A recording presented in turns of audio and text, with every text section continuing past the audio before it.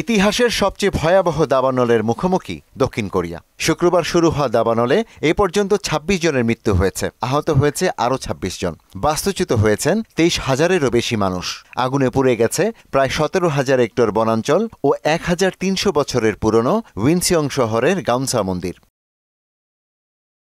দমকল বাহিনীর পাশাপাশি ৫,০০০ সামরিক সদস্য ও কয়েক হাজার স্বেচ্ছাসেবী আগুন নিয়ন্ত্রণে কাজ করছে। তবে তীব্র বাতাসের কারণে আগুন নেভাতে বেগ পেতে হচ্ছে। প্রায় ২৮,০০০ মানুষকে নিরাপদ স্থানে সরিয়ে নিয়েছে প্রশাসন। ইসরায়েলি বর্বরতায় গাজায় আরও ১৩ ফিলিস্তিনি নিহত হয়েছে। বুধবার রাতে জাবালিয়া, রাফা সহ বিভিন্ন আশ্রয়কেন্দ্রে হামলা চালানো হয়। এতে ৫০,২০০-তে উন্নীত হয়েছে প্রাণহানি। জাতিসংঘের তথ্য মতে উপত্যকাটিতে এক সপ্তাহে ১,৪২,০০০ মানুষ বাস্তুচ্যুত হয়েছে। অন্য এক হামলায় হামাসের মুখপাত্র আবদেল লাতিফ আল কনুয়া নিহত হয়েছেন।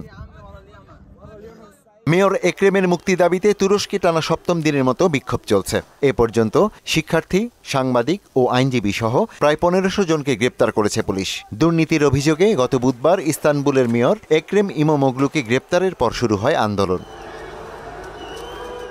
আমদানিকৃত গাড়ি ও যন্ত্রাংশে ২৫% শুল্ক আরোপ করেছেন মার্কিন প্রেসিডেন্ট ডোনাল্ড ট্রাম্প। স্থানীয় সময় বুধবার এ সংক্রান্ত এক আদেশে স্বাক্ষর করেন তিনি। ২রা এপ্রিল থেকে কার্যকর হবে সিদ্ধান্ত।